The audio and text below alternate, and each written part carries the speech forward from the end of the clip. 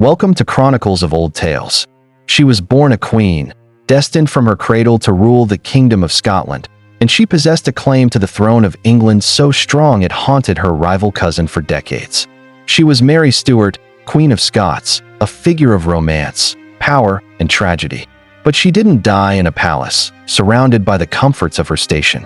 She died a convicted traitor, condemned to kneel before an executioner's block, her fate sealed by her own hand and her own words. Her life was a tempest of breathtaking passions, ruthless politics, and shadowy conspiracies, but her end was not decided in the clash of armies or the shouting of parliaments. It was decided by something far quieter, infinitely more intimate, and profoundly more final: a set of secret letters. The proof that ultimately sealed Queen Mary's fate was discovered within a handful of clandestine letters, each one painstakingly written in a complex and layered code. They spoke of forbidden desires and, more damningly, of a shocking and treasonous plot to assassinate a reigning monarch. But in an age of watchful eyes and constant suspicion, how were these explosive letters ever smuggled to a queen held under lock and key? How were they intercepted? And what could they possibly have said that would convince one queen to order the beheading of another? This is the extraordinary story of the secret mail route that led directly to an execution, a tale of espionage, betrayal, and the words that cost a queen her head. To truly understand how Mary, Queen of Scots, walked with open eyes straight into a trap meticulously constructed from ink and paper, we first have to understand why the trap was set in the first place. For nearly 2 decades, 19 long years, Mary was a prisoner in England. This was a bewildering fall from grace for a woman who had once worn the crowns of 2 nations. Crowned Queen of Scotland at just 6 days old, she was sent to the sophisticated French court for her safety and upbringing, where she eventually married the Dauphin and, for a brief, glittering period, reigned as Queen Consort of France. Her return to Scotland in 1561, a widowed queen at only 18, plunged her into a cauldron of political and religious strife. A devout Catholic, she was now the ruler of a kingdom increasingly dominated by zealous Protestant lords. Her subsequent personal life became a public catastrophe. Her marriage to her cousin, the handsome but weak Lord Darnley, was a disaster, culminating in Darnley's jealous rage and his part in the brutal murder of Mary's Italian secretary, David Rizzio, in front of the heavily pregnant queen. The following year, Darnley himself was murdered, his house destroyed in a massive explosion. When Mary, only 3 months later, married the Earl of Bothwell, the man widely believed to be Darnley's killer, it was a scandal that rocked Europe and turned her own nobles against her. She was imprisoned and forced to abdicate in favor of her infant son, James. It was during this uprising that the first set of fatal letters emerged, the Casket Letters. Discovered, her enemies claimed, in a small, ornate silver casket belonging to Bothwell. These documents contained what were said to be passionate love letters and sonnets from Mary to the Earl. The implication was explosive. They were allegedly written while her husband, Lord Darnley, was still alive, suggesting she was not just an adulteress, but a co-conspirator in his murder. They were presented as absolute proof of her guilt at a hearing ordered by Queen Elizabeth. Mary's supporters screamed forgery, and the authenticity of the letters has been furiously debated by historians for centuries, with many convinced they were doctored or entirely fabricated to destroy her. Real or not, the Casket Letters achieved their purpose. They shattered her reputation and provided the pretext for her forced abdication. In 1568, Mary escaped her Scottish prison, raised an army, and was decisively defeated. She made a fateful decision. She fled south across the border, seeking protection and aid from her cousin, Queen Elizabeth I of England. What she found was not sanctuary, but a gilded cage that would hold her for the rest of her life. Elizabeth, a pragmatic and cautious ruler, did not see a distressed cousin seeking aid. She saw the single greatest threat to her reign. Mary was Catholic, and through her grandmother, Henry VIII's older sister, she had a direct and, in the eyes of many Catholics, more legitimate claim to the English throne than Elizabeth herself, whom they considered the product of an unlawful marriage. This made Mary a living, breathing symbol for every Catholic in England who dreamed of deposing the Protestant Queen Elizabeth. So, for 19 years, Elizabeth kept Mary under house arrest, shuffling her between various castles and manor houses deep in the English interior, far from the coast and potential rescuers. It was a tense and unsustainable stalemate. Elizabeth was deeply reluctant to execute a fellow anointed monarch, her own blood relative, but she could not risk setting Mary free. The situation festered for years, a political wound that would not heal. And one man, more than any other, was determined to force it to a bloody conclusion. Enter Sir Francis Walsingham, Queen Elizabeth's principal secretary and, more importantly, her spymaster. Walsingham was a man of intense, almost fanatical loyalty, driven by a cold, calculating pragmatism and a fervent Protestant faith. Born into a well-connected gentry family, he had been forced into exile during the reign of the Catholic Queen Mary I. His time on the continent, particularly in France during the horrific St. Bartholomew's Day massacre of 1572, where thousands of Protestants were slaughtered, forged in him an ironclad conviction. He came away believing that Catholic plots against his queen and his country were not a matter of if, but when. To him, Mary, Queen of Scots, was that devilish woman, a ticking time bomb placed by Providence in the very heart of the kingdom. For years, Walsingham had been painstakingly building the most sophisticated and far-reaching intelligence network in Europe, a prototype for modern secret services.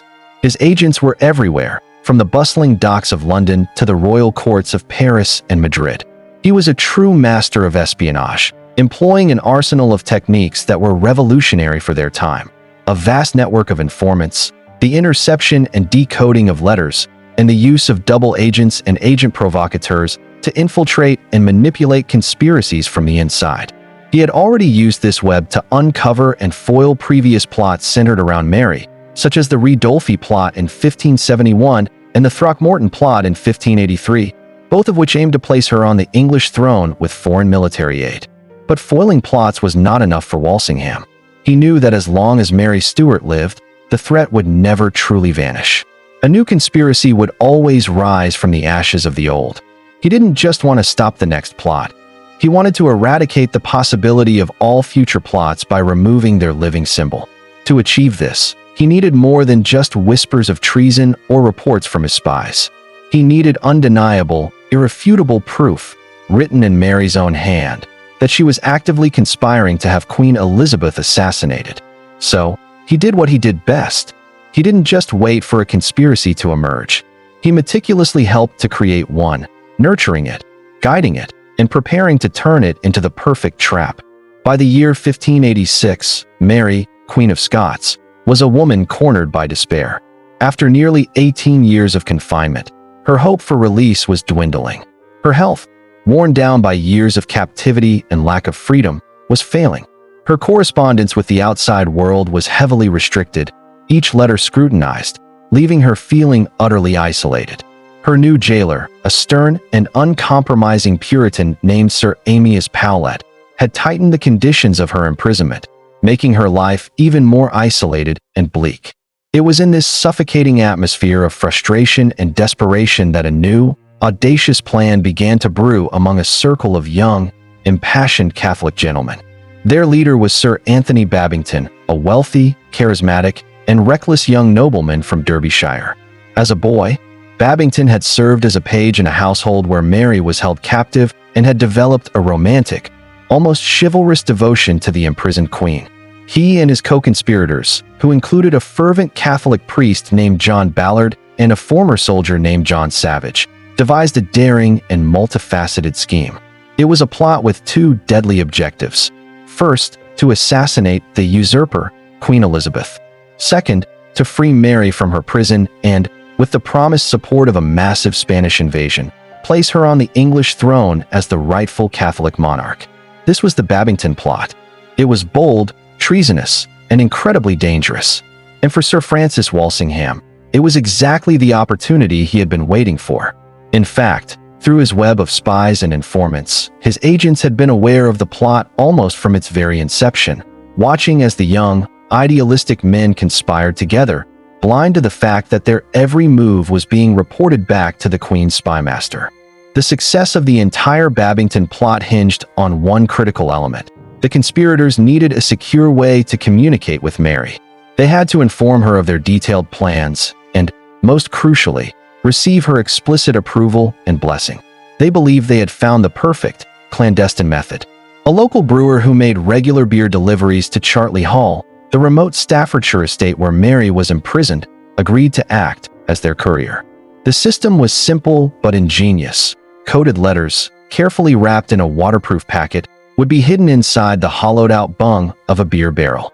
The barrel would be delivered as usual. A member of Mary's household would retrieve the hidden letter, and her reply would be sent back out through the very same channel. To the plotters, it seemed utterly foolproof. But the entire communication channel was a brilliant and deadly deception, engineered from start to finish by Walsingham himself. The linchpin of this entire operation was a man named Gilbert Gifford. Gifford was a young Catholic deacon who came from a recusant family and had trained to be a priest overseas. He presented himself to Mary's supporters in Paris and London as a loyal and zealous courier, desperate to serve the captive queen's cause. It was Gifford who personally arranged the entire beer barrel delivery system, earning the trust of both Mary's household and the Babington plotters. What none of them knew was that Gilbert Gifford was a double agent, secretly on Sir Francis Walsingham's payroll. Therefore, every single letter that went into that beer barrel, whether it was a message from Babington to Mary or a reply from Mary to Babington, made a crucial detour. Before reaching its intended recipient, Gifford would first deliver the letter to Walsingham's men. There, in a secret office, the seal on the letter would be expertly broken, the contents swiftly copied, and the original message carefully resealed before being handed back to Gifford to continue its journey. Walsingham now had a direct, unimpeded line into the very heart of the conspiracy. He could read every secret, every plan, every treacherous word. Mary believed she was finally communicating with her saviors. In reality, every word she wrote was being read by her most dangerous enemy. Simply possessing the intercepted letters was not enough. Walsingham's team had to understand them. The conspirators, aware of the risks, used a complex cipher to protect their communications. It was a nomenclator cipher, a sophisticated system for its time. Not only was every letter of the alphabet replaced with a unique symbol, but there were also special codes for common words like and, or, the, as well as for the names of key individuals and places. To make it even harder to crack, the cipher was filled with nulls, extra symbols that had no meaning at all, designed to confuse anyone attempting to break it. But Walsingham had another secret weapon in his arsenal, a man named Thomas Philippes, a master cryptanalyst and linguistic genius.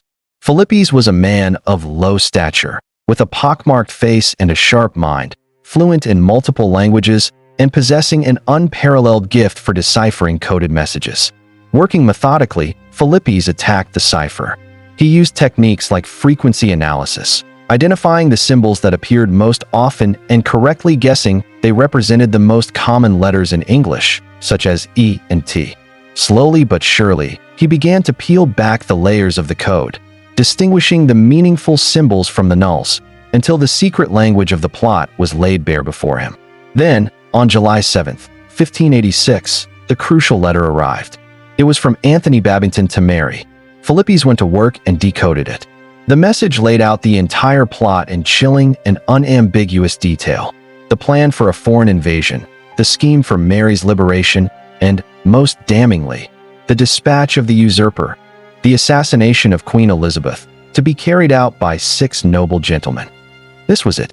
This was the moment Walsingham had been working toward. He finally had concrete proof of a plot to murder his queen. But he still needed more. Babington's words could send Babington and his friends to the gallows, but they could not, on their own, condemn Mary. Walsingham had to prove that she not only knew about the assassination plot, but, most importantly, that she approved of it. He instructed his agents to let Babington's letter be delivered to her. The trap was now perfectly set. All that remained was for Mary, desperate and isolated, to walk into it. Walsingham had the plotters and their plan, but he needed the Queen's own words in her own code to spring the trap shut. If you're finding this deep dive into historical espionage and royal intrigue fascinating, make sure to hit that subscribe button and turn on notifications for Chronicles of Old Tales, because the story only gets more intense from here. On July 17, 1586, after 10 days of agonizing deliberation, Mary, Queen of Scots, took the bait. isolated, in poor health, and seeing this as perhaps her final, desperate chance for freedom, she drafted her response to Anthony Babington. She wrote in the same complex code, her words filled with a degree of caution, but also with what could only be interpreted as clear and unequivocal consent. She offered the conspirators strategic advice on how to successfully orchestrate a foreign invasion and coordinate her own rescue, showing a keen and active mind engaged with the logistics of the plot. And then, she wrote the fatal lines. She gave her explicit blessing to their entire treasonous plan. Using the coded language they had established, she told Babington that it was time to set the 6 gentlemen to work. In that single phrase, she had, in writing, consented to the assassination of her cousin, Queen Elizabeth. The letter was collected from the beer barrel by the brewer, passed to the double agent Gilbert Gifford, and taken straight to Walsingham's Spymaster headquarters. There, it was handed to Thomas Philippes. As the cryptanalyst decoded the Queen's reply, symbol by symbol, he understood with a cold certainty that he was reading a death warrant. When he had finished translating the entire message, he made a clean copy for Walsingham. On the address leaf of the intercepted letter, Philippes drew a small, chilling symbol, a final flourish of his triumphant work, a sketch of a gallows. Walsingham now had his smoking gun. This was the undisputed, undeniable proof he needed to bring down a queen. With Mary's incriminating letter in his possession, Sir Francis Walsingham's meticulously laid trap slammed shut. His agents moved with swift and brutal efficiency. John Ballard, the priest who had helped rally the conspirators, was arrested on August 4th. Anthony Babington, hearing the news, went into hiding but was soon captured. The other key conspirators were rounded up in short order. Under intense interrogation in the Tower of London, likely aided by the terrifying presence of the rack, they confessed to everything, naming everyone involved in their desperate plot. In September 1586, Babington and his fellow plotters were subjected to a public show trial at Westminster. The outcome was never in any doubt. They were all found guilty of high treason. Their execution was designed to be a terrifying public spectacle, a stark warning to any who might contemplate a similar act. They were sentenced to be hanged, drawn, and quartered, a gruesome and barbaric punishment reserved for the most heinous of traitors. The first group, which included Babington and Ballard, suffered so horribly, being cut down from the gallows while still alive, that Queen Elizabeth herself was reportedly appalled by the cruelty and ordered that the second group of conspirators be allowed to hang until dead before the rest of the agonizing sentence was carried out. While the plotters met their grisly end, Mary's own world was collapsing. Her chambers at Chartley Hall were raided, her papers and private effects seized. She was then confronted with the damning evidence, copies of Babington's letters to her, and a copy of her fatal reply. In October, she was put on trial for treason at Fotheringhay Castle. She argued her case with passion and intelligence, fiercely maintaining her innocence. She insisted the letters were forgeries and, more fundamentally, that as a sovereign queen of Scotland, she could not be legally tried by an English court. But the evidence arrayed against her, which now included the sworn testimony of her own secretaries who confirmed under pressure that she had dictated the letter, was overwhelming. She was found guilty and sentenced to death. For months, Queen Elizabeth hesitated, tormented by the monumental decision before her. She was being asked to sign the death warrant of an anointed queen, a woman who was not only her peer, but also her first cousin. The act of regicide was a terrifying precedent to set, but the pressure from Walsingham and her Privy Council was relentless. They argued that as long as Mary lived, new plots would continue to spring up, and Elizabeth's life would never be safe. Finally, in February 1587, she relented and signed the document that sealed Mary's fate.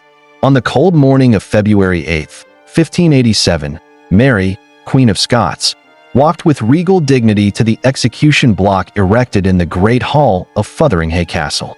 She died with immense courage, casting herself not as a traitor, but as a martyr for the Catholic faith.